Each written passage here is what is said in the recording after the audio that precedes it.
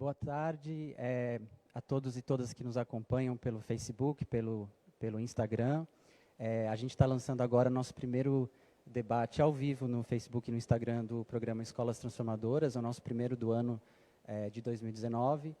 E a gente está aqui no maravilhoso Colégio Viver, em Cotia, próximo da cidade de São Paulo, para um debate sobre como nascem projetos político-pedagógicos transformadores.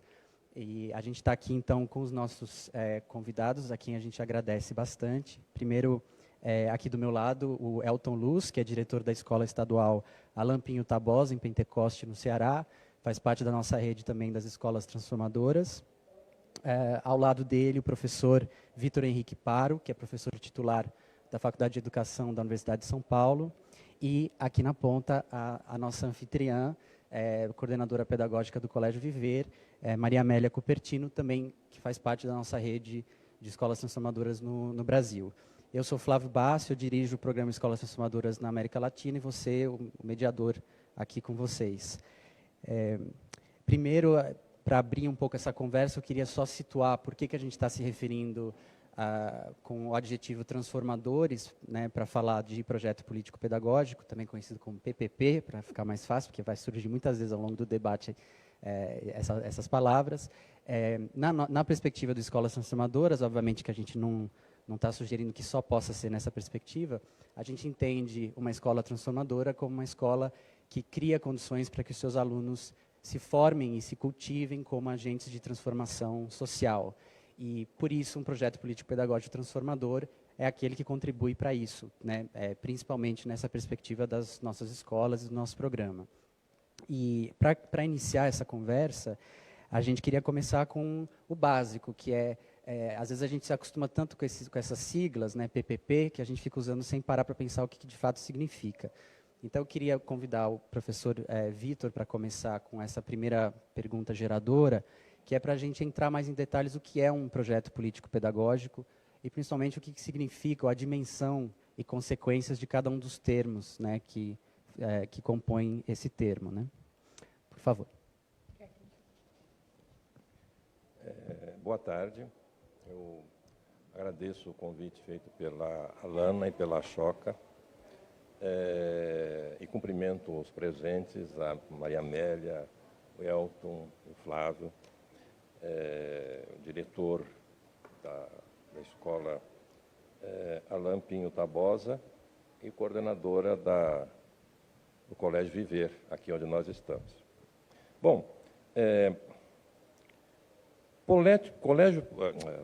projeto político-pedagógico, em última instância, é um pleonasmo, é uma redundância. Então, por quê? Porque se ele é pedagógico, necessariamente ele é político. Então, algumas palavras que nós podemos falar de início é sobre esses conceitos, do que é projeto, do que é político, do que é pedagógico. Não vamos nos estender muito na questão do projeto. Projeto, o que é? É um documento que você faz com a intenção de organizar as ações que serão realizadas. E, claro, tem as suas partes importantes, nós não vamos gastar tempo aqui, porque não há grande discussão a respeito disso. Tem os seus objetivos, tem a que se presta, quais são os recursos que você tem, o que você pretende fazer. Se é numa escola, o conteúdo é todo pedagógico, é todo educacional. Então, a administração, como eu tenho chamado, ou gestão, como sinônimo, é a mediação para se alcançar determinados fins. Se você está numa empresa capitalista, que é exploradora da força de trabalho, você tem determinados fins. E você tem meios que levam àqueles fins. Determinados meios que não contrariam o fim. Tem meios, às vezes, e necessariamente, que são impiedosos, que é de dominação. Isso não compromete o fim que você tem em mente, porque o fim que você tem é precisamente se apropriar do valor que é produzido pelos trabalhadores. A escola tem fins, mas não são fins parecidos com o fim das empresas. Por isso, toda aquela parafernália, aquela coisa bonita que se fala sobre administração geral, etc., se aplica na escola com grano Salles. com cuidado, se aplica o princípio principal. A administração é busca de fins. Acontece que os meios necessários para alcançar os fins não pode contrariar esses fins. O fim é que é o soberano. O fim é que tem que determinar de que forma ele deve ser alcançado. Você pode, por exemplo, numa empresa privada, de um modo geral, você pode ser autoritário com os funcionários. Aliás, até precisa ser autoritário. No caso da escola, cujo fim é a constituição de seres humanos históricos, de sujeitos autônomos, é possível pensar em relações entre diretores, coordenadores, etc., com relação aos professores. É possível pensar as relações dos professores com relação aos alunos de uma forma autoritária? Não, por um simples motivo. Isso nega o fim. Os meios têm que ser adequados aos fins a que você se propõe. Aí é que entra um conceito importantíssimo. Se o fim é a educação não pensada simplesmente no senso comum como transmitir conhecimento ou coisa parecida. A educação como constituição do humano histórico, tá? Ela tem que ter, em primeiro lugar, a perspectiva de produzir um sujeito. Sujeito aqui, e nós estamos fazendo isso de uma forma bastante sintética, depois nós podemos indicar leituras que facilitam, mas para abrir o debate, vamos fazer isso sinteticamente. O sujeito não é simplesmente também do senso comum. Sujeito aqui significa não apenas ator ou agente, não apenas aquele que é ativo, mas aquele que é autor, que se propõe determinadas coisas e busca autonomamente realizar a sua própria vida, a sua própria constituição como sujeito. Então, esse é o sujeito. Se a educação visa ao sujeito, e eu não penso outro tipo de educação, tá? Infelizmente, na nossa educação brasileira, de um modo geral, e agora com a instituição de um governo totalmente fascista, a gente podia dizer bonitinho que é de direita. Direita é uma coisa, né? Nós temos aí um governo fascista, tá? Que prega medidas fascistas, que prega medidas de morte, de destruição do outro e assim por diante. Aqui, nós temos um problema muito sério. Com governos democráticos, nós já não sabíamos direito qual era o objetivo da escola. O objetivo da escola não tem sido formar o cidadão, tem sido treinar crianças, adolescentes e adolescentes a responder testinhos idiotas das provas Brasil, dos Enem, etc.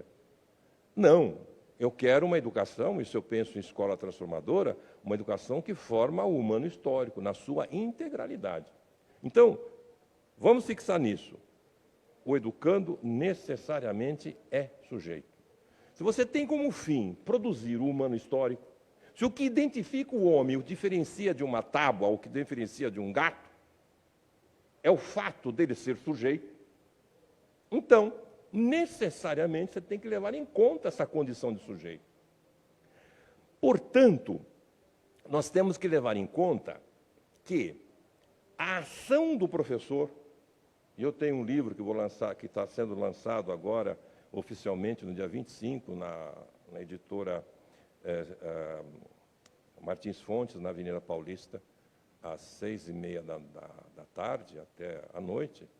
É um livro que se chama Professor, Artesão ou Operário? Exatamente para se verificar essa autonomia que tem que ser do professor, porque ele supõe a autonomia do aluno. O que significa isso? Significa que se o aluno é sujeito, olha que coisa mais banal. As coisas mais banais são as mais difíceis de perceber. Já dizia o Einstein, né? E o Paulo Freire se dizia um peregrino da obviedade. Olha uma coisa óbvia. Se ele tem que ser sujeito, ele tem que ser um portador de vontade. Então, o educando, seja ele qual for, só aprende se quiser. É aí que está o X. Quem quer aprender, aprende de qualquer jeito, em qualquer lugar do mundo. A melhor escola é aquela que pensa em todas as possibilidades para que o aluno faça o serviço. Ele é que constrói. Então, o melhor projeto de escola é o projeto que tem sucesso em fazer com que o educando queira aprender. Que sem isso não existe escola, não existe aprendizado. E com isso o aprendizado se faz. Veja bem, o que é isso? Significa que você, para realizar o aprendizado, para você ter sucesso na sua empresa, no seu empreendimento, você precisa poder, você precisa ter poder. Poder no sentido de poder político. O poder não é simplesmente... O que é poder? Poder é a capacidade ou a possibilidade que você tem de levar o outro a agir de acordo com a sua vontade. Esse é o conceito de poder em todas as ciências políticas. O próprio Weber fala, poder é a capacidade que você tem de fazer o outro atender à sua vontade. De um modo geral, numa sociedade autoritária como a nossa, esse poder implica dominação. Você faz o outro concordar com você, impondo a sua vontade. Impondo a sua vontade. Percebe? É o poder autoritário. Então, veja, para nós falarmos em projeto político-pedagógico, nós temos o conceito de projeto, temos o conceito de pedagógico.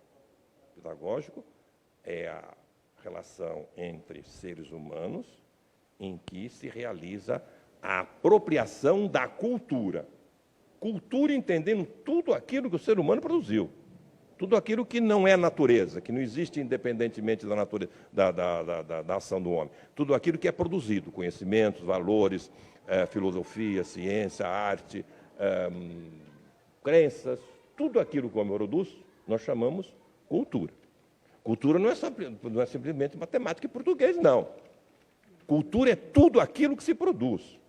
Então, a apropriação da cultura é a educação. É como o homem se faz humano, porque ele nasce zero, tá? E é como ele se perpetua e faz com que a sociedade continue, conserve o que produziu e produza mais cultura. Pois bem, a apropriação da cultura só se dá se o educando quer. A política, como nós vimos, é a relação entre sujeitos, a convivência entre sujeitos. O homem não é apenas um ser social. Social, a abelha também é. Assim como a abelha não vive a não ser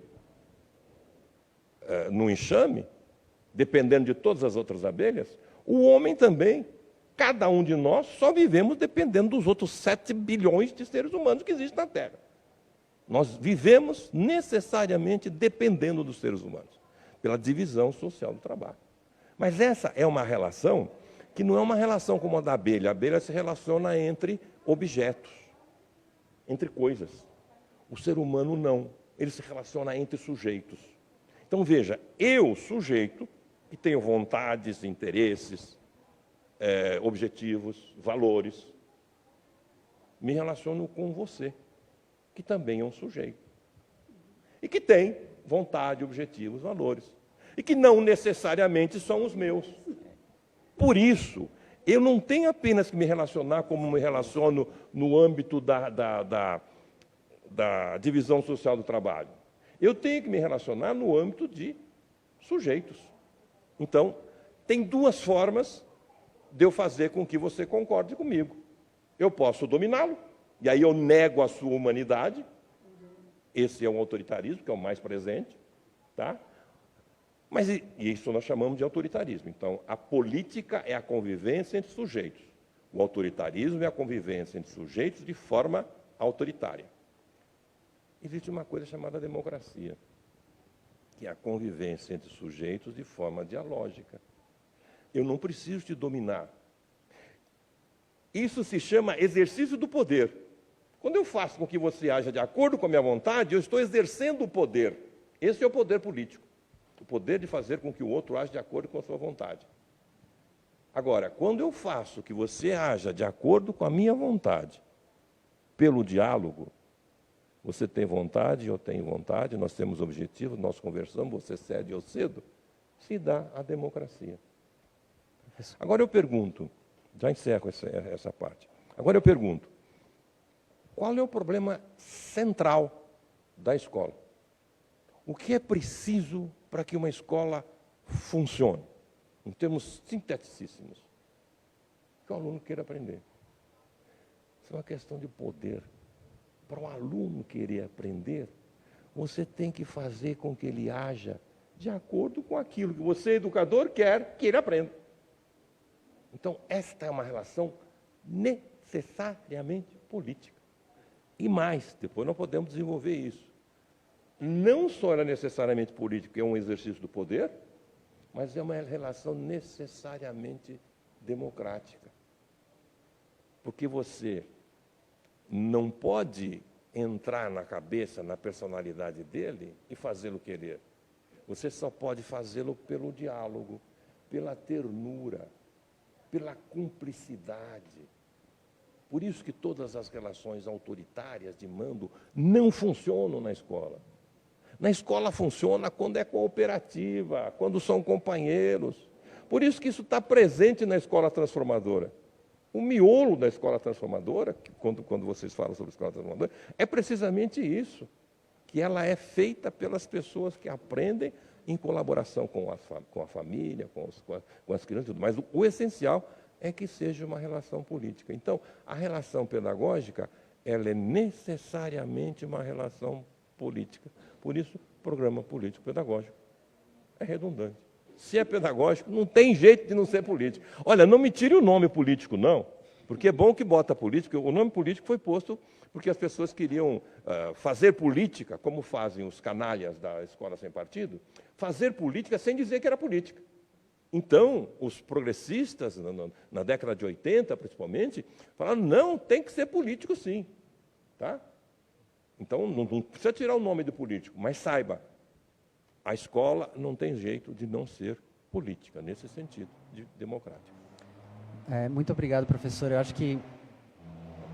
Está esperando passar a moto aqui.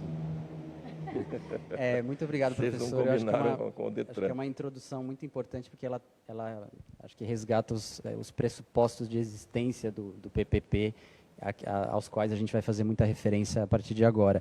A gente pensou em seguir o debate meio que separado em dois momentos, um em que a gente falasse mais do processo de construção dos projetos políticos pedagógicos, depois de como ele se materializa, né, no dia a dia da escola. A gente queria agora ouvir a professora coordenadora pedagógica do Viver, Maria Amélia Cupertino, um pouco nessa pergunta, como é que é o processo de construção desse projeto político-pedagógico a partir desses pressupostos que a gente falou aqui. A palavra exatamente é processo, né? Porque eu acho que uma das coisas que tem nessas escolhas políticas que a gente faz escolhas, né? Eu sempre digo o seguinte, a gente tem uma série de, quer dizer, tem uma finalidade básica, mas tem que se transcreve em vários objetivos intermediários que levam aquilo. Tem uma concepção do que é o seu sujeito, o sujeito histórico, tudo isso, e você vai nomeando esses objetivos no meio. E quando você faz isso, não só nomeando os objetivos, mas nomeando as formas pelas quais você vai chegar nisso, você está fazendo escolhas, né? Eu acho que assim, uma das coisas mais fortes na escola é que o tempo é pequeno e o mundo é muito grande. Então, você está o tempo todo nesse processo de escolher, né? Se eu opto por tais e tais objetivos, eu deixo alguns, ou não sei se de fora, mas com menos tempo, com menos fôlego, com menos foco, né? Então, o que eu acho, eu fiquei pensando na ideia dessa coisa de que quem aprende tem que estar motivado a aprender, ele precisa ter vontade de aprender. Como é que você faz isso, né? Então, uma das coisas que algumas escolas aprendem é também ouvir esses sujeitos. Ouvir esses sujeitos nos seus desejos, nas suas peculiaridades, nos seus interesses. Não só. Tem um papel do educador que é de abrir um pouco esse mundo também. Então, é o tempo todo um diálogo, né? Ao mesmo tempo, você vai ampliando esse universo de escolha dos meninos e aceitando, num processo democrático de diálogo e de negociação, abrindo espaços no currículo e tudo isso para incluir os interesses, os desejos desses sujeitos que já existem. Uma das coisas que eu acho que é muito forte em escola é que a gente pensa como se eles não fossem seres ainda. Se eles eles vão ser, né? A escola é meio visto como um vão ser. É como se esses, por eles serem jovens ou crianças, eles não tivessem já desejos, escolhas e tudo isso, né? Então, no Viver, uma coisa que acontece é o seguinte, explicando um pouco como é que foi esse processo. Hoje até teve essa discussão entre os professores. O que é o DNA do Viver? O que são as coisas, as primeiras escolhas, dos quais a gente não abre mão e que estão na formulação desse projeto. Então, a primeira coisa que, no caso do Viver, aconteceu na construção do primeiro projeto político-pedagógico, foi a reunião de algumas pessoas que pensaram um projeto e pensaram em algumas características básicas para esse projeto. A cooperação, a autonomia, a liberdade de escolha, a democracia no ambiente escolar, né? A vontade de aprender, por exemplo. Estou dando alguns exemplos. A partir disso, a gente vai sentar com o grupo de professores e discutir mais profundamente como é que nós vamos fazer isso, né? Liberdade de escolha, aonde, como, por quê, né? Como que a gente vai operacionalizar isso, que é a outra resposta, mas enfim. Mas, então, o que eu acho de interessante nesse processo de construção do PPP, no nosso caso, em algumas escolas que eu conheço, é que ele é um projeto coletivo mesmo. Ele é um projeto negociado, ele é um projeto pensado junto. São muitas cabeças pensando, discutindo, conversando sobre isso. E incluindo famílias, alunos e tudo isso. Se não naquele momento de formalizar, estas coisas estão o tempo todo na nossa mão, porque há um processo constante também de ouvi-los, de eles avaliarem esse processo, dizer, isso aqui não deu certo, isso aqui deu, isso aqui não... Né? Acho que vocês estão pondo foco demais nisso, naquela... Eles falam. E aí a gente vai constituindo esse projeto juntos, né? O que é uma tarefa muito desafiante. Por quê? Porque construir desse jeito exige tempo. De novo, o fator do tempo, que é um fator que eu acho que é decisivo para a escola, né? Exige muitas horas de conversa, de discussão e tudo isso, e isso tem que fazer parte da estrutura escolar, né? Se você não tiver um momento de encontro em que você discute, você não consegue constituir como coletivamente um projeto, né? Ele fica na mão de alguém. A outra coisa que eu acho, além desse desafio do tempo, é esse desafio de separar o que é, de fato, a base e o que você vai mudando, que são estratégias e coisas diferentes, incluir aqui, exclui lá e tal, mas tem que ter claro quais são as nossas escolhas, porque eu acho que assim, não está claro a finalidade, são finalidades no plural. Então, quando o Viver se constitui como um projeto, ele se constitui elegendo algumas finalidades, muito claramente, né? E é isso que a gente apresenta para os outros. Então, acho que é por aí. Obrigado, Maria Amélia. A gente queria ouvir um pouco na mesma linha de pergunta também, na experiência de vocês, lá na Lampinho Tabosa, como que é isso, Elton, o processo de construção? Bem, primeiro, boa tarde a todos. Dizer que é um prazer estar aqui participando desse debate, né? Conhecer aqui a Escola Viver, minha amiga Maria Amélia. Um prazer estar aqui do lado do professor Vitor Paro. já me deu os 2 livros ali, e aí a gente vai depois ter a oportunidade de lê-los, né? E é um prazer estar aqui do lado do Flávio também. Bem, o projeto político-pedagógico, né, esse nome, esse termo redundante, como o professor Vitor chamou a atenção, ele, assim, como está na literatura, em tudo que a gente lê, né, ele é a base para a construção da gestão democrática na escola. Então, e aí, a partir disso, né, dessa construção de uma gestão democrática, se cria a necessidade, a demanda de se ter espaços de escuta, se é democrático, pressupõe participação. Então, o primeiro desafio é esse, assim, que a gente vê, que é promover uma participação de todos os sujeitos que compõem a comunidade escolar, né? Nós entendemos que a construção do projeto pedagógico, ele precisa ter uma estrutura que começa com a definição do projeto, né, que seria uma estrutura macro. Então, assim, qual é a formação que a gente acredita, que nós queremos oferecer para os nossos estudantes? Que nós queremos que eles tenham a oportunidade de ter, né, para que a escola consiga cumprir sua função social, né, de formar sujeitos críticos, autônomos, preocupados em melhorar o mundo que nós vivemos, né, que sejam protagonistas, e que tenham as competências que nós acreditamos que são importantes para que eles se tornem agentes de transformação social. Então, a definição do projeto é o primeiro passo, e a gente discute sobre isso, né?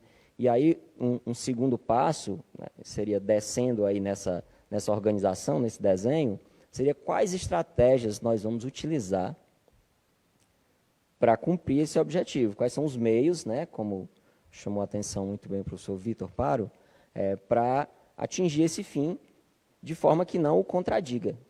Né, de forma que não o contradiga. Então, a gente define os objetivos, né, nós acreditamos que é importante oferecer uma formação que garanta excelência acadêmica com equidade, sem deixar ninguém para trás, porque não faz sentido, se os estudantes estão sendo deixados para trás na escola, a gente está aumentando as desigualdades que já são absurdas no mundo, especialmente no nosso país. Então, nós acreditamos que um segundo objetivo importante é que a gente tenha a formação de cidadãos éticos, né, diante da sociedade desacreditada, especialmente quando a gente olha para a classe política hoje. Então, esse é um termo que não pode ser esquecido, né? Tem que ser, na verdade, colocado em pauta, né, todo o tempo. E sem descuidar também da busca, né, da visão aristotélica da verdadeira e da principal busca humana, que é a felicidade. Sem descuidar de ter como objetivo também a felicidade, né? Então, tendo esse projeto, tendo essa visão como horizonte, a gente vai traçar as estratégias para atingir esse fim e, assim, não deixando de lado, ou lembrando da excelência acadêmica, porque também é uma coisa importante para gerar oportunidades no futuro para esses estudantes, né? Uma fala que eu achei muito legal, eu até fiquei rindo aqui quando o professor Vitor falou, que é como fazer com que os estudantes queiram aprender, né? Então, as estratégias, elas têm que estar ligadas ao fim, mas elas têm que estar conectadas com a realidade dos estudantes. E aí, por isso que é essencial, é imprescindível que eles sejam ouvidos nesse processo, né? E um terceiro nível é a operacionalização dessas estratégias. Quem vai fazer o quê e em qual tempo? Então, a gente tem pautado nesses 3 níveis de discussão, né? Nós estamos, inclusive, terminando essa discussão para começar o nosso ano letivo, mas essa é uma discussão que não acaba, que não para, porque a escola, né, a gente tem uma dificuldade com o tempo, né, como a Maria Amélia chamou a atenção, diante de todos os desafios que se colocam todos os dias, né? Então, a gente precisa ter uma base de discussão para iniciar o ano, e é o que a gente tem feito, né, nas nossas jornadas pedagógicas. Lá na Alampinho Tabosa está acontecendo nessa semana, o grupo está reunido aqui, como no Viver, E para começar o ano letivo com os estudantes também no dia 4, assim como aqui no Colégio Viver, e assim, com a participação desses atores nessa construção, ou nessa discussão de um plano que já existe, né? Obrigado, Elton. Eu queria fazer uma pergunta que é mais aberta, então é para quem quiser falar, não tem muito regra, né? Quem quiser falar, mas que eu fico tentando me colocar no lugar de uma professora de escola pública que tem ideias incríveis de como despertar essa agência criativa e criadora dos seus alunos, mas não encontra um espaço para, por exemplo, ter uma participação na confecção desse PPP, porque na maioria das vezes o PPP é uma espécie de formalidade, quando existe, né? Ele é uma espécie de formalidade e mesmo quando tem um processo de feitura, acaba sendo aquela letra morta que fica lá guardada na gaveta, e ele não é necessariamente um documento vivo, né? Que ao longo do ano o próprio texto tem agência, né? Ele age sobre as pessoas e as relações na escola. Então, um pouco com essa pergunta, eu queria, se vocês tiverem aprendizados para compartilhar, e aí o professor Vitor também, de como fazer com que esse PPP seja uma letra viva e não uma letra morta, e crie e possibilite a agência criativa e criadora de todo mundo que compõe a comunidade escolar, né? Eu queria falar uma coisa que, assim, antes de trabalhar como professor, como coordenador aqui, bom, eu tive uma carreira toda complicada, primeiro foi acadêmica, depois que eu vim para o ensino básico, mas antes eu trabalhei como professora de escola pública. E eu tinha uma sensação de liberdade muito grande. Liberdade não era o problema. Porque como, na verdade, tudo é muito formal, desde que você preenchesse lá as burocracias direitinho, a diretora não estava muito preocupada com o que você fazia, não. Então, assim, dentro da sala de aula, fechou a porta, aquilo era terreno meu, eu podia fazer o que eu quisesse, né? Só que, na verdade, o problema não era esse, porque fazer isoladamente é uma sensação muito ruim e é uma sensação de não estar constituindo um projeto, que é um projeto coletivo, que daí tem um impacto. Você pode ter até um impacto naquele trabalho solitário que você faz lá naquela sala, mas para ter um trabalho coletivo, e daí tem uma coisa da estrutura pública, da escola pública que é bastante importante, a direção precisa comprar essa ideia. Porque se a direção não comprar a escola, né, a gente fala de uma proposta democrática, mas a escola pública hoje é estruturada de uma maneira muito hierárquica. A direção tem um impacto enorme. Então, se você olha algumas experiências que estão acontecendo na escola pública, altamente transformadoras, aquilo partiu em grande parte da direção. Aquilo é um desejo da direção e daí você entra junto, né? Então, essa é uma coisa interessante de pensar, porque se não tiver esse desejo da direção, não rola. Não rola, não é possível criar um movimento de usar esse processo de constituir um projeto como uma coisa criativa, criadora e tudo isso. Tá? Bem, sobre essa questão que está ligada à flexibilidade do projeto político-pedagógico, né? Pelo que eu entendi da tua fala, Flávio. E isso também está na teoria, né? Quando a gente estuda projeto político-pedagógico, ele precisa ser flexível para se adaptar à realidade, às pessoas, né? E lá na Lampinho Tabosa, a gente tem uma experiência que é assim, a escola nasceu não com essa perspectiva hierárquica que normalmente a gente percebe, e a Maria Amélia chamou a atenção.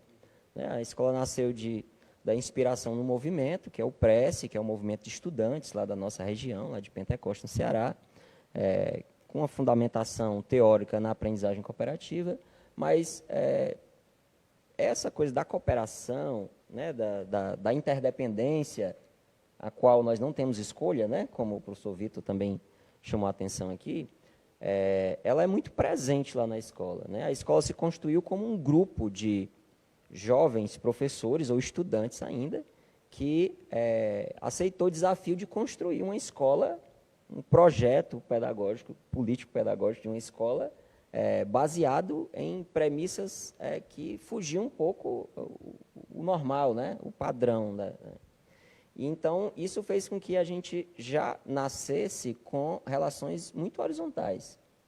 Então, a gente tem sujeitos diferentes liderando vários processos e tinha que ser assim, porque não existia uma competência dos grupos ou dos sujeitos nas suas posições historicamente hierárquicas, como está nas lotações, né? E a escola tem se constituído assim. E isso favorece também o processo democrático da construção do projeto político-pedagógico da escola. Então, acho que dois pontos que eu considero importantes, né, assim, para garantir essa flexibilidade do projeto político-pedagógico primeiro, essas relações não serem hierarquizadas, serem mais horizontais possíveis e quando eu falo de relações horizontais, incluindo os estudantes principalmente, né? que são os principais sujeitos e são a maioria, né? O professor Vitor mais falou... Mais do que isso, são a razão de ser da escola. Principalmente, né? Eles só aprendem, todos nós, né? Só aprendemos o que nós queremos e aprendemos tudo que nós queremos, especialmente nos dias de hoje, que o conhecimento está em todo lugar e é acessível, né? Mas a ignorância também está em todo lugar. Mas eu digo para eles, para os estudantes lá na escola, quando a gente está planejando alguma coisa, assim, olha, na escola tudo acontece e só acontece se a maioria quiser, e os estudantes são a maioria. Então, essa questão das relações horizontais é uma coisa importante, o que leva, né, a relações, a um projeto extremamente democrático. Então, são dois pontos importantes aí para se garantir que existe essa flexibilidade do projeto.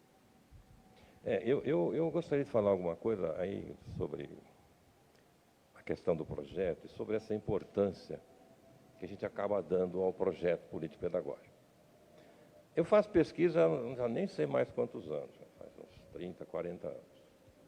Eu já fiz pesquisas, muitas, eu entro na escola e eu sou um privilegiado. O professor está lá trabalhando e eu estou lá vendo o professor trabalhar. Eu estou lá pesquisando, bisbilhotando, questionando. E digo para vocês, o projeto pedagógico, antes chamava plano de escola, tinha outro nome, desde que ele existe, na imensa maioria das escolas, eu tenho um livro que chama-se Por Dentro da Escola Pública. Esse livro já vendeu um monte de edições, ele é lido no Brasil inteiro. E as pessoas do Oiapoque ao Chuí, os professores que leem esse livro, falam, professor, essa pesquisa que o senhor fez na minha escola, tá? E não tem diferença. Em todas as escolas que eu fui, o projeto pedagógico, ou o projeto político-pedagógico, ou o plano de ensino, quando chamava isso, plano de escola, etc., é um documento burocrático para se fazer, para se protestar coisas bonitas sobre a beleza da educação, para guardar numa gaveta. Ele não orienta nada. E não é de estranhar. Então, eu só quero alertar para nós não corrermos o risco de supervalorizar o projeto pedagógico como uma coisa burocrática, como uma coisa que você tem que obedecer, tá? Obedecer regras. E o mais importante das regras, a gente esquece, é que a regra só serve se ela fosse obedecida. Porque senão não seria regra, porque uma regra é superando uma regra anterior. E por isso que elas têm exceção. Percebe? Não é para desobedecer rigorosamente, mas não pode ser uma camisa de força. E, em geral, as pessoas se apegam muito. O diretor, coitado, que ele parece que tem todo o poder, mas não tem poder nenhum, né? Ele tem o poder de fazer aquilo que o Estado quer. Então, ele fica entre a rocha e o mar, né? Levando porrada de um lado e do outro. Da comunidade. Os professores odeiam os diretores. Estou falando de escola pública, da realidade que eu conheço. Odeiam os professores. Aí, esse mesmo professor vai ser diretor e esquece que os professores vão odiar ele também. E continua fazendo tudo igualzinho. E o que se perde é o mais importante. Escola é relação política. Política se faz fazendo, não é num papel. O projeto verdadeiro que funciona não é um projeto escrito. É um projeto que perpassa todas as ações da escola, das crianças. E a escola, as crianças não é um detalhe. A criança, o adolescente, o educando, é a razão de ser. Então, não dá para você dizer que você é democrático se você tem uma relação pedagógica que não é democrática.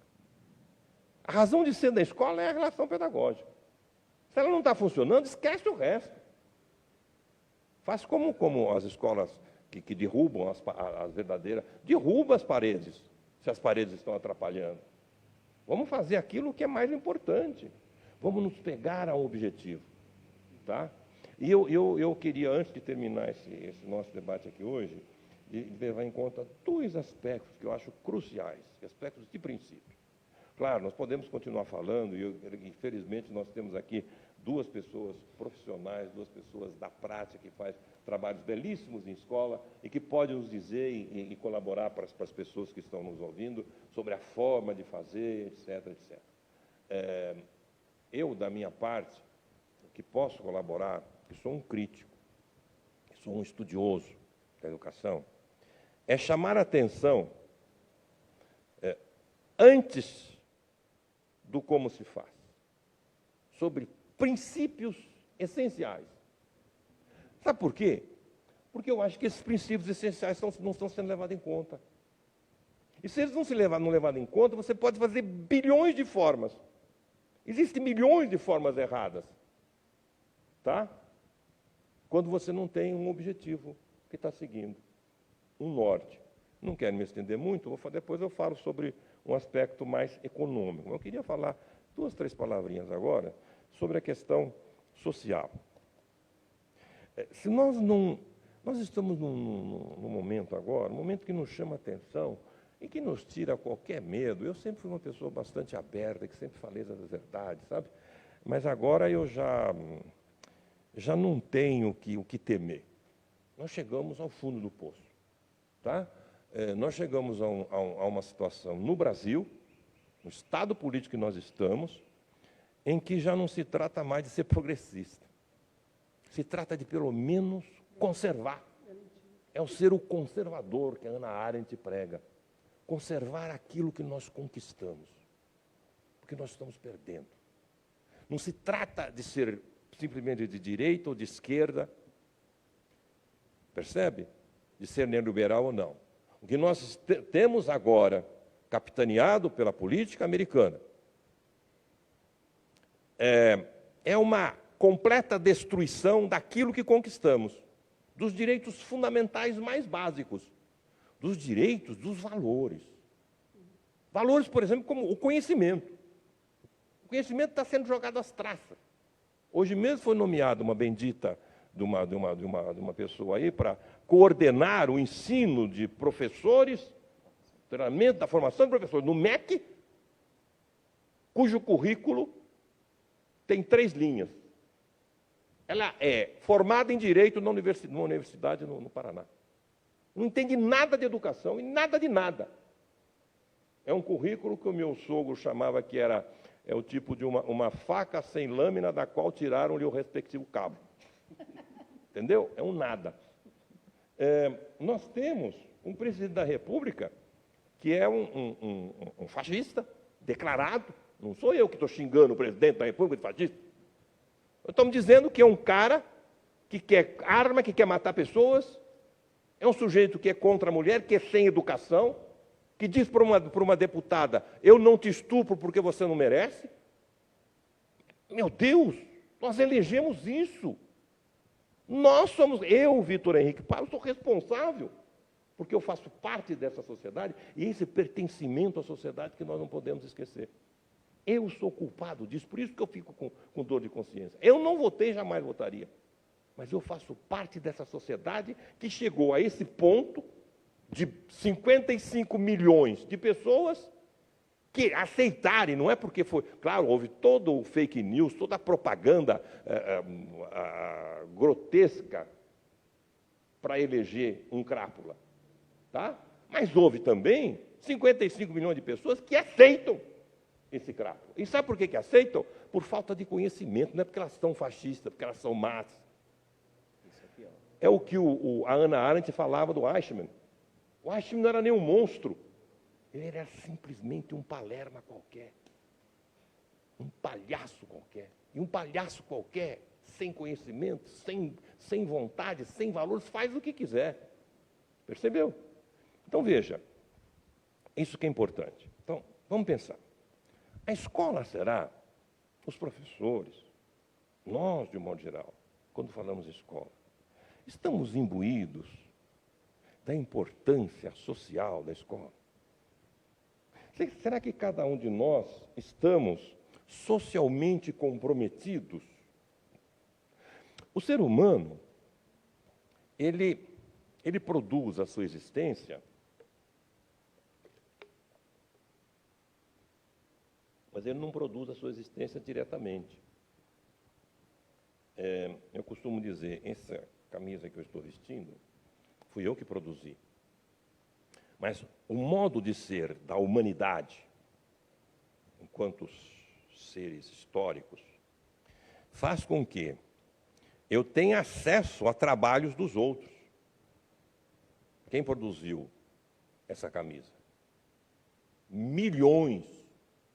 Eu dependo, para estar vestindo essa camisa, não apenas de quem me vendeu na loja, de quem transportou até lá, ou da tecelagem, ou da confecção. Eu dependo desde que se jogou o grão de algodão, do motorista que arou a terra, do trator, de quem inventou o trator. Quer dizer, é isso que falta.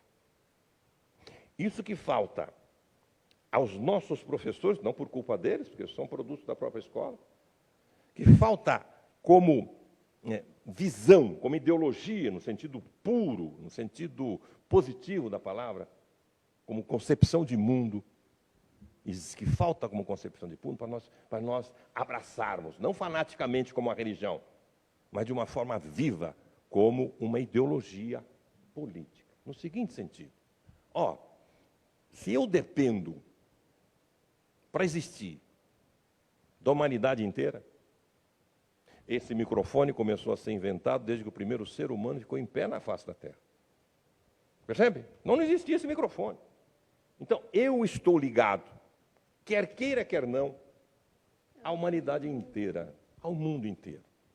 Então, quando eu ajo, e eu ajo politicamente, se você mexe com a humanidade, você mexeu comigo. Percebe? Por isso que eu falo, se você é a favor, se você é homofóbico, se você é racista, você não é meu amigo. E eu não aceito amigo racista. Eu não vou fazer nada contra ele, porque sou civilizado, mas sei que ele é meu inimigo, por decisão dele. Porque ele é inimigo do negro. O negro sou eu faço parte da humanidade. Percebe? Essa concepção do humano precisa estar nos corações e mentes de quem faz a educação. Tem uma frase da Hannah Arendt, esse tipo de concepção, nós precisaríamos trabalhar na escola. Nós precisaríamos ter a escola como objetivo isso. Formar cidadãos universais. Não o bendito que faz e que paga uma escola particular para cuidar da vida própria. Isso é atrasado, isso é antigo, isso é selvagem. Nós somos plurais, nós somos todo mundo, nós somos todos companheiros. Nós somos todos ligados. Quem é que desenvolve esse raciocínio? Nós teríamos a sociedade que temos se na escola nós trabalhássemos com afinco nessa ideia básica. Crianças, não aquele amor babaca de lutar pela paz, ou de falar coisas bonitinhas, etc. e tal, não. Saber que verdadeiramente isso que você está aí, essa carteira que você está sentada, é resultado, depois nós vamos falar do econômico, que é mais grave ainda, é resultado do trabalho do mundo inteiro. E você não está preocupado, você não está... Aí sim é uma preocupação com uma nação ou com uma sociedade. Nós não estamos preocupados. A Hannah Arendt fala uma coisa bonita sobre isso. Ela tem uma frase que ela diz o seguinte, veja, isso tudo, a responsabilidade, que depois precisa ser amarrada, com o conhecimento. Com o conhecimento. Né? Nós temos uma sociedade que odeia o conhecimento. Nós temos uma sociedade religiosa que odeia. A religião odeia o conhecimento. A religião é contra o conhecimento. Ela apela para a fé. Percebe? E você, utilizando a própria Constituição, o seu dever de respeitar a crença de todos, eu respeito a sua crença. Agora, aqueles que têm crença não têm respeitado os nossos direitos.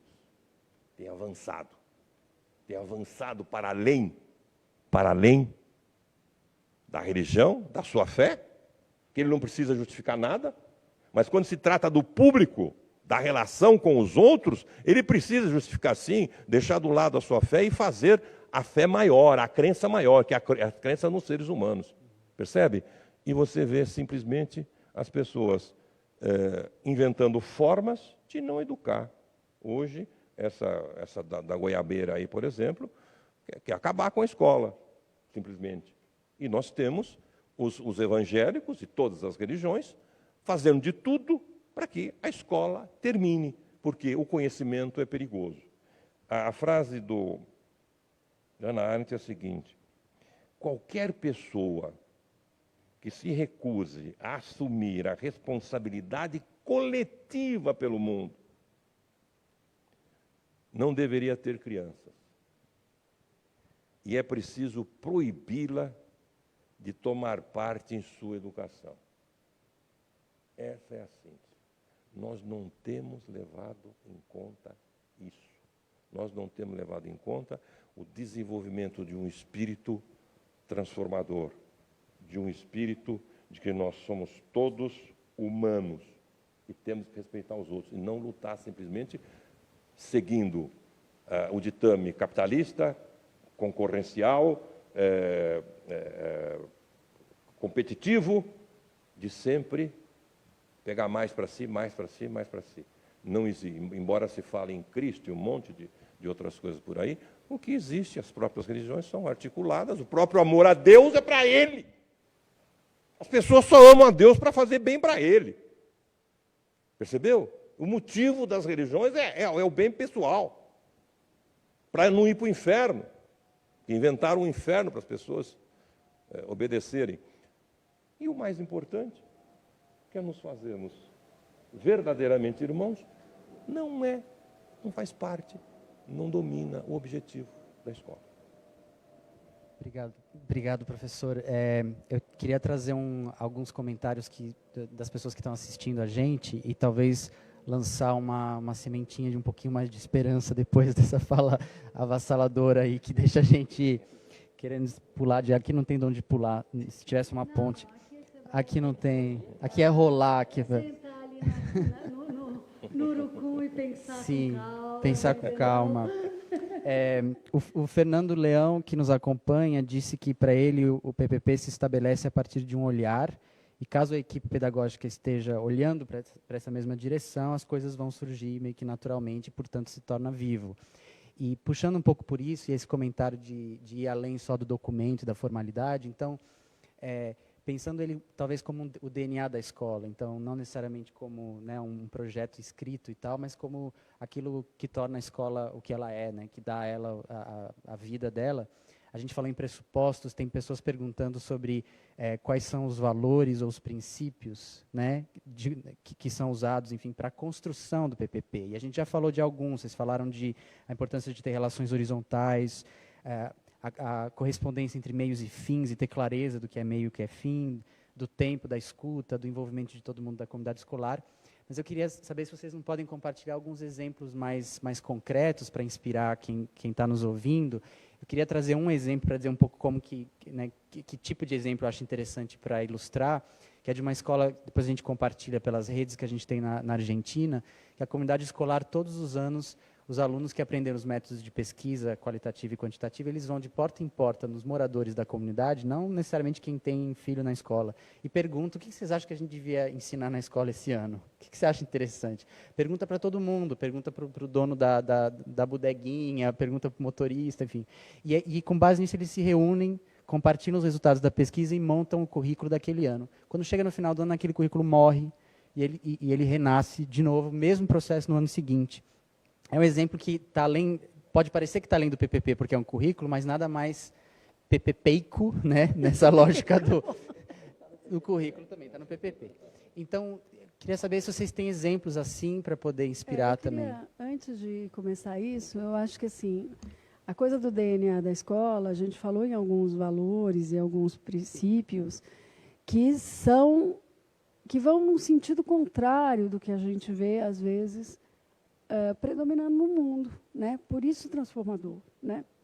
Então, uma das coisas que a gente percebe, por exemplo, para mim pega muito uma coisa assim, quando você fala de algumas coisas políticas que estão acontecendo, é lógico, nós todos entramos em crise com algumas situações e a gente pensa, o que está acontecendo? E uma das coisas que me impressiona muito é como um modo de vida altamente individualista e que vai para isso, concorrencial, egoísta e tal, vai se instaurando e que talvez os únicos lugares em que você consiga romper isso são de pequenos grupos e comunidades, entre eles na escola, né? Então, é um dever muito forte da escola cultivar a ideia de colaboração, a ideia de responsabilidade compartilhada, a ideia, e a gente faz isso de muitos jeitos, né? A gente faz isso, por exemplo, tendo uma comissão de responsabilidade, um grupo de responsabilidade, que não faz só a parte dele, que faz isso para um grupo maior.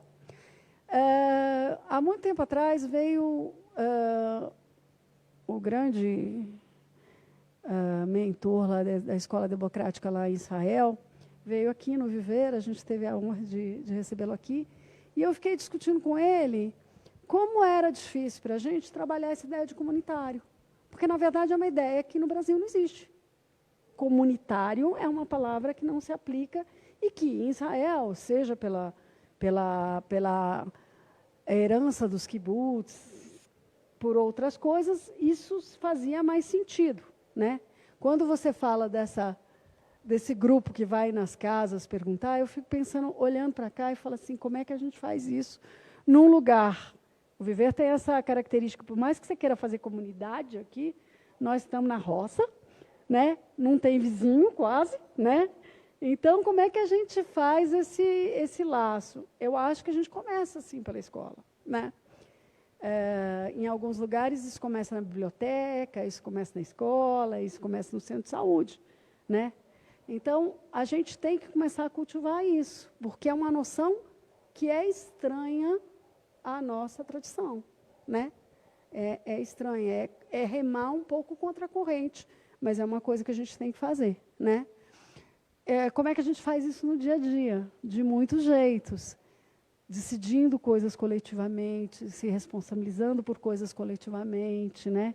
Criando espaços de colaboração, né? Como o Prece tão bem faz, né?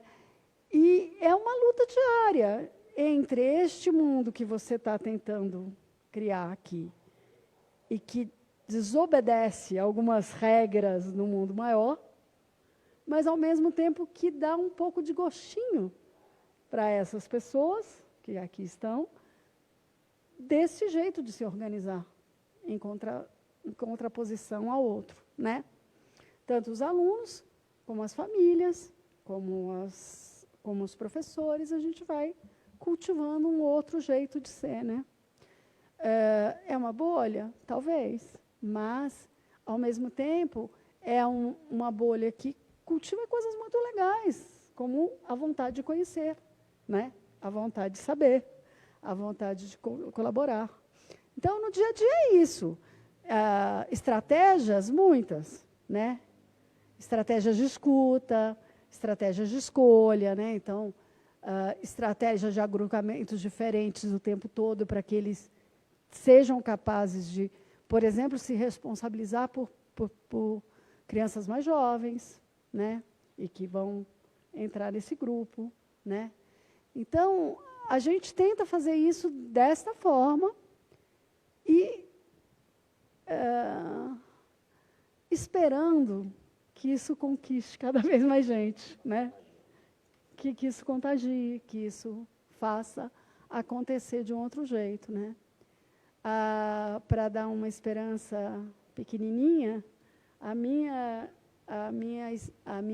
experiência aqui com o projeto que já tem um tempo, é lógico que é muito pouca gente envolvida e tudo, mas quando você vai e olha o que esses meninos que aqui cresceram estão fazendo no mundo, dá um pouco de esperança, né? Pode ser, não é uma solução, né? Nós temos que pensar como é que a gente vai fazer outras ações para hoje, para agora, para situações graves que estão acontecendo, mas quando a gente faz, por exemplo, nessa semana de planejamento, um dia que vem um líder guarani e discute com a gente as coisas, a gente está fazendo um ato de resistência ao que está acontecendo com os índios nesse momento. Então, eu acho que isto é um jeito de fazer a nossa parte, mesmo que ela seja pequena, e esperar. Eu sempre tenho, assim, eu sou uma otimista de nascença, né? Então, eu tenho essa vantagem, que eu sempre acho que retrocessos são situações que acontecem e que vão ser superadas, né? Então, quando me perguntam, eu falo assim, não, gente, vai passar. Como diria Chico Buarque, vai passar, certo? E assim a gente... Há controvérsias. Mas eu me permito a ser essa otimista de achar que a gente pode, sim, construir uma outra visão de mundo, sabe? E eu não estou falando de uma estrita visão político-partidária ou nada disso. Eu estou falando de uma visão de mundo mesmo, de uma visão onde põe a humanidade, a responsabilidade compartilhada, né? Eu adoro a noção de Ubuntu dos africanos, porque ele traz essa ideia, tudo que eu faço tem um efeito no mundo, né? Então, construir isso. Não sei se te dá um pouco mais de esperança, Flávio, e a quem nos ouve. Queria comentar sobre isso também. Primeiro, falar que essa noção eu vejo que essa noção de interdependência que o professor Vitor citou, né, é uma missão da escola também passar isso para os estudantes, porque a escola ela é um espaço onde a gente pode criar oportunidade para que os estudantes desenvolvam. Sim.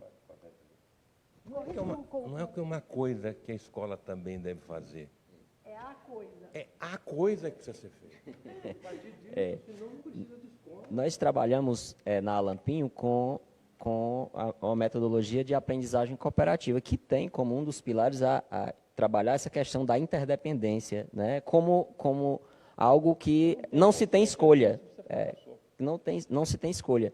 E às vezes se diz que a pessoa é egoísta, então ela vai cuidar só da parte dela e vai deixar os outros para trás, né? A gente trata muito de não deixar ninguém para trás na escola.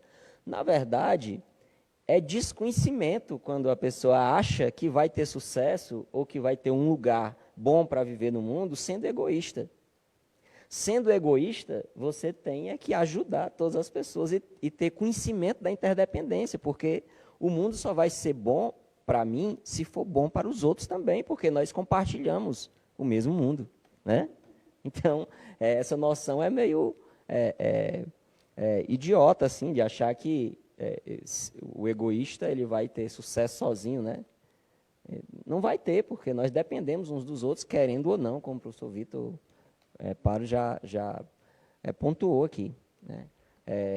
Lá na escola, a gente trabalha sempre com essa perspectiva de que, muitas vezes, precisando quebrar ou transgredir as normas, né? As regras, não só pela transgressão, pelo prazer da transgressão, mas porque a gente seguia pelo projeto que foi pensado pelo Horizonte, né? pelas premissas que guiam esse trabalho. A gente tem premissas que a gente entende que elas são a base para a construção das estratégias, dos meios para atingir aquele fim que foi definido. Então, a gente trabalha com a educação emocional como uma premissa. Então, a gente trabalha com a aprendizagem cooperativa como uma premissa. A parceria professor-estudante também como uma premissa. A solidariedade, que a gente coloca como solidariedade altruística entre os estudantes, também como uma premissa e que precisa ser considerada como base. E aí, às vezes, uma norma ou outra não se encaixa nela, né? E uma quinta premissa é a autodeterminação dos estudantes. Então, a gente discute, e aí, quando chega nos estudantes, né, assim, eles são o sentido de existência da escola, né? Então, eles precisam estar no centro. Então, nós temos um modelo de aula, e isso dá muito trabalho para os professores também, é importante frisar isso na hora do planejamento, né, no tempo de planejamento, mas em que os estudantes eles atuam ativamente na aula em aproximadamente 70% desse tempo. Para isso acontecer, a estratégia precisa estar montada, precisa ser planejada, tanto os tempos quanto os materiais. E esse é um modelo de aula que se construiu pelos professores, pela equipe lá da escola, com base no método, acho que mais antigo de se acertar, que é o de tentativa e erro. Mas baseado nas premissas que fundamentam o trabalho. E aí a gente tem coisas que têm surgido, né? E aí a gente entende como um resultado importante desse trabalho. No PRESSE, que é o movimento de estudantes que nasceu lá na região e que inspira esse trabalho da escola, né?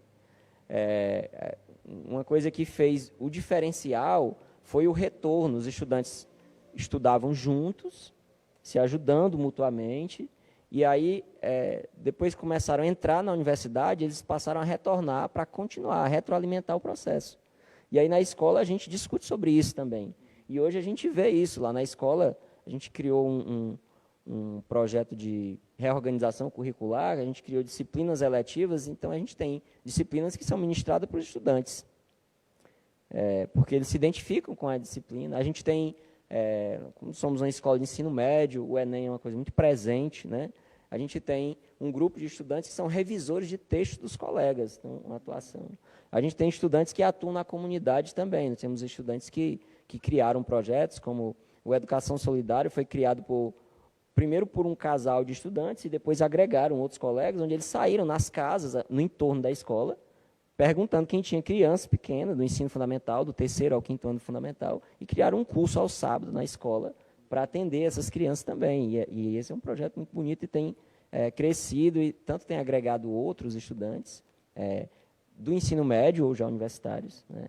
A gente tem estudantes atuando em outros projetos também que recebem estudantes do ensino fundamental na escola nos finais de semana, né? Então, assim, tem várias estratégias que têm sido construídas e que nos dão esperança, né, de que a gente caminha para construir uma sociedade melhor, um mundo melhor, a partir dessas premissas e desse horizonte que a gente acredita que são a base desse trabalho, né, que é garantir uma educação de qualidade, excelência acadêmica com equidade, né, a formação de sujeitos éticos também, né, como uma coisa extremamente importante nos dias de hoje. Obrigado, Elton. Eu queria dar um informe antes da gente partir para as conclusões, enfim, considerações finais, que a gente já está quase encerrando aqui o debate. Nem parece, né, que já passou mais de uma hora. Eu queria dizer que uma das coisas que a gente está, que é um presente, na verdade, nosso, do Alana e da Choca, para todos vocês que nos acompanham e que, enfim, se alinham e se preocupam com essas questões que a gente está falando aqui, é um plano de formação de educadores que foi elaborado, está sendo lançado hoje, foi elaborado com base na série Corações e Mentes. O professor Vitor mencionou, né, Corações e Mentes. Corações e Mentes, Escolas que Transformam, a série dirigida por Cacau Roden, que está disponível, já está disponível faz um tempo no Videocamp, e esse plano de formação de educadores elaborado pela equipe pedagógica do Instituto Alana está disponível agora na própria página do Videocamp, e cada um dos planos segue, por inspiração, um dos episódios da série, e um dos objetivos deles é ajudar coordenadoras, diretoras, enfim, a equipe da escola justamente a manterem vivos os seus projetos políticos pedagógicos com base no que a série nos traz de inspiração, que nada mais é do que as falas, as criações dos seus educandos e das suas equipes. Então deixar essa dica, e já é um jabá também nosso, mas para vocês irem lá e curtirem e compartilharem bastante também. Só para dar um exemplo, o primeiro plano tem por título Nossa Escola Faz Sentido para Estudantes, Educadores e Famílias, né? E essa é uma pergunta que surge muito, por exemplo, do primeiro episódio, né? Onde a gente fala da empatia, da relação com o outro, da alteridade, enfim, dessas questões todas que a gente trouxe aqui como princípios que orientam a construção desses planos, né? O que eu queria sugerir e também queria dizer que os livros do professor Vitor vão estar na nossa biblioteca, também as referências. Lembrando que o lançamento do livro Professor Artesão ou Operário vai ser agora dia 25, na Martins Fontes da Avenida Paulista, a partir das 6h30. Então, vamos lá também prestigiar e pedir um autógrafo para o professor.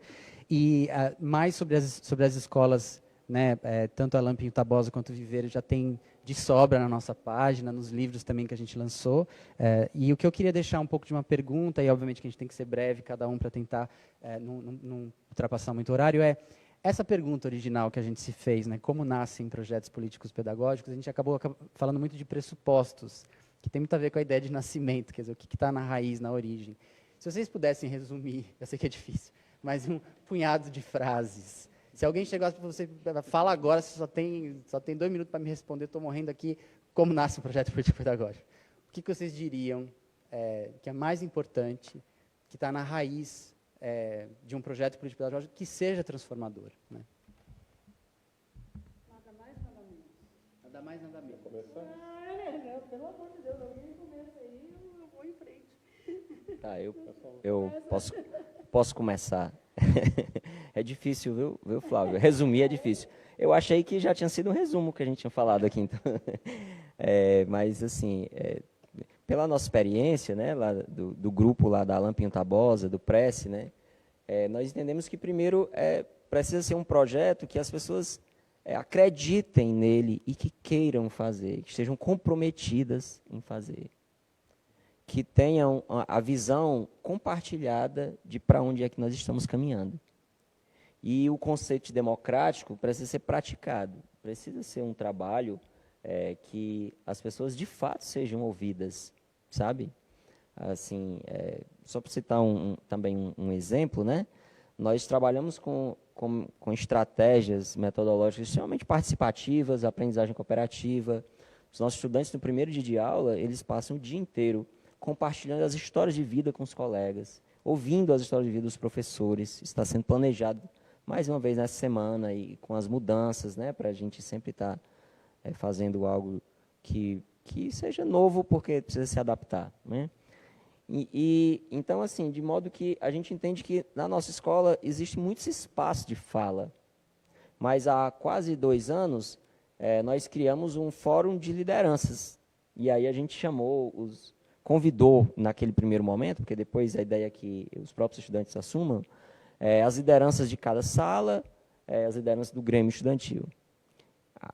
A ideia inicial era ser um espaço para melhorar a comunicação entre a coordenação da escola, os professores e os estudantes. Mas nós fomos surpreendidos, eu particularmente fui muito surpreendido com muitas falas de estudantes que diziam, assim, essa reunião, só um parênteses, essa reunião lá, ela não tinha pauta, os estudantes foram convidados para conversar. Eles não eram obrigados a ir porque era no horário do almoço, né? A escola de tempo integral, os estudantes ficam lá o dia inteiro. Mas muitos foram, né? E eu fui surpreendido com muitas falas de estudantes que diziam, nunca tinha me sentido ouvido nessa escola.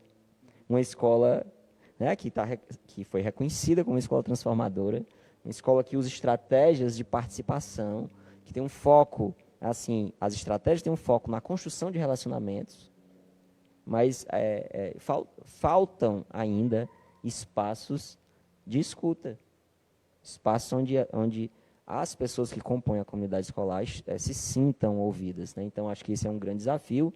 E por fim, também dizer que essa é uma construção contínua. A gente está errando o tempo todo, e a gente está caminhando, construindo e aprendendo nessa caminhada. E essa caminhada ela só tem sucesso se a gente estiver caminhando como grupo de forma, de fato, horizontal, sem que a hierarquia seja uma coisa presente, porque está fadada ao fracasso, e isso já está comprovado pelo livro, e pelo professor Vitor para as suas pesquisas também, e pela experiência também que nós temos de estar na escola, né? Eu fiquei aqui pensando como é que eu ia responder essa pergunta, e eu acho que, assim, nascem projetos políticos transformadores pelo incômodo de alguma situação, né? Pela recusa, pela sensação pela sensação de incômodo, né? E pela paixão ao mesmo tempo. Eu acho que são dois elementos fundamentais para a gente criar uma equipe que vá trabalhar num outro sentido, num sentido transformador, no sentido da empatia, do trabalho em grupo, da criatividade, todos os pilares que são os pilares das escolas transformadoras, nasce desse incômodo. Para a gente, do incômodo de sentir que esses meninos e meninas são subestimados, não são ouvidos, não são se considerados. É como se eles fossem um vir a ser, e, na verdade, eles estão vivendo e perdendo uma parte importante da vida, que é a infância e a adolescência, né? Então, nasce desse incômodo. E nasce da paixão, né? Nasce da paixão de se envolver num trabalho e da paixão por pessoas, né?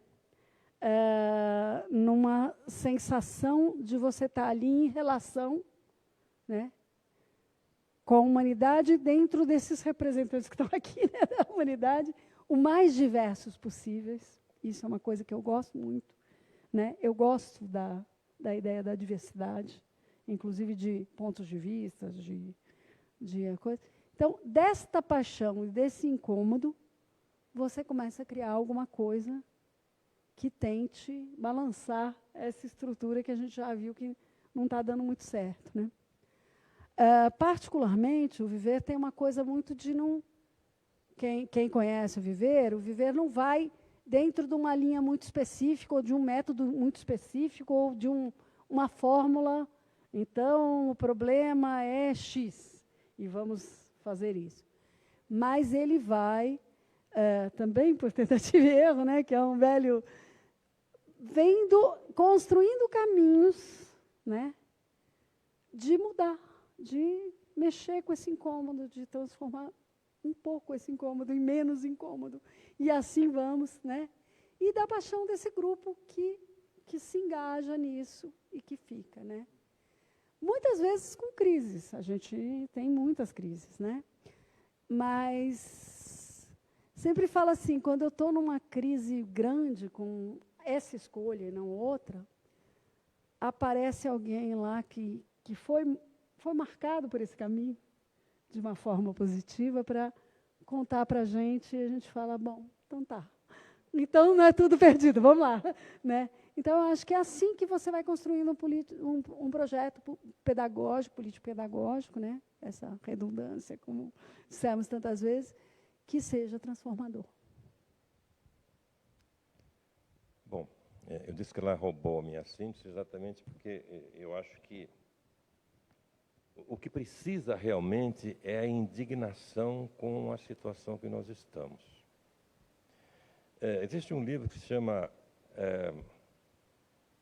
Código de Honra, de um autor chamado Appiah, em que ele mostra como as grandes revoluções morais sempre aconteceram a partir de muitas causas materiais, etc., mas o toque é a indignação da população.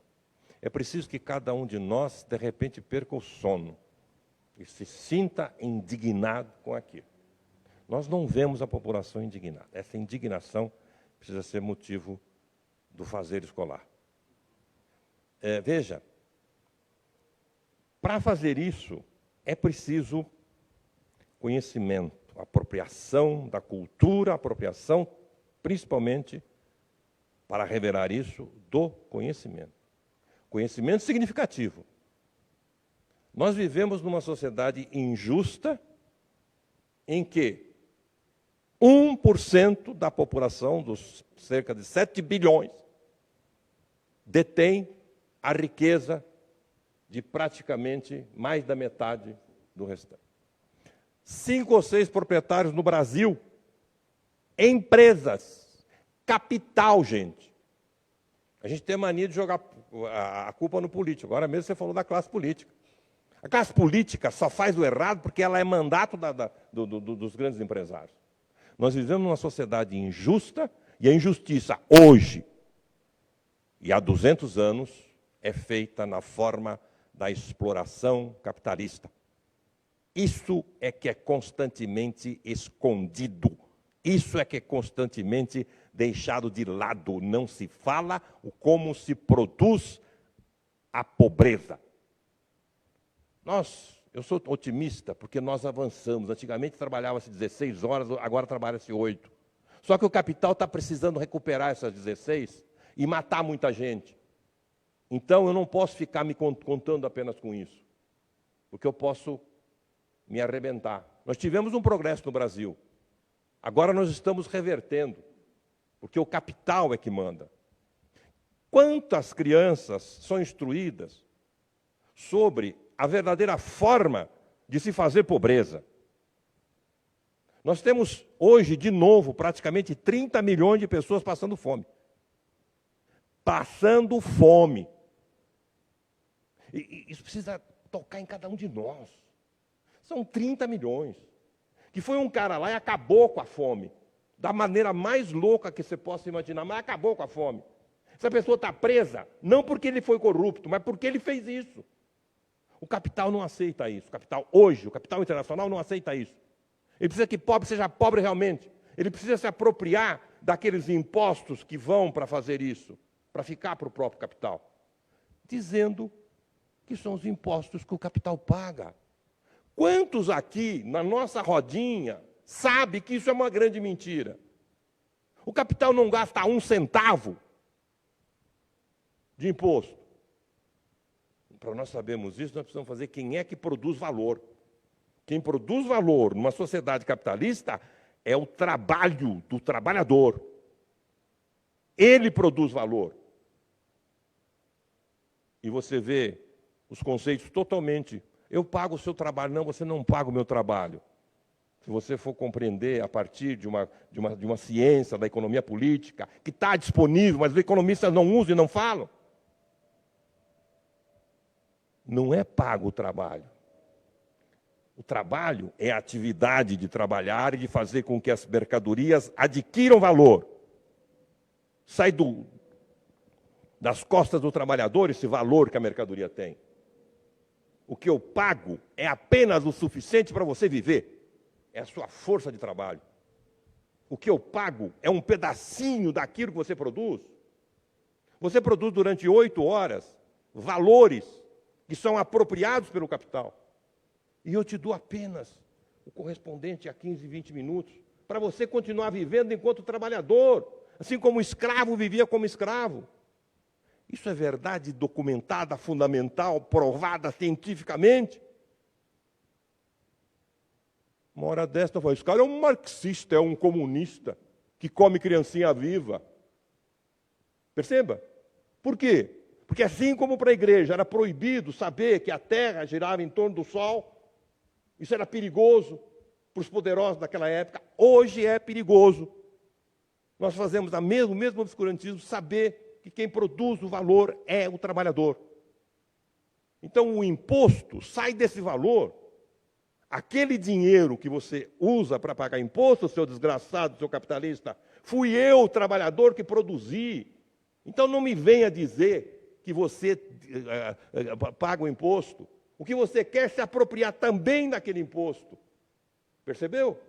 Porque a mais-valia, já encerro, o valor a mais se compõe de valores que são utilizados para comprar coisas, para fazer a vida boa do capitalista, para pagar impostos, para pagar propaganda, para pagar publicidade, para pagar corrupção e para pagar os políticos. O problema não são a classe política, não.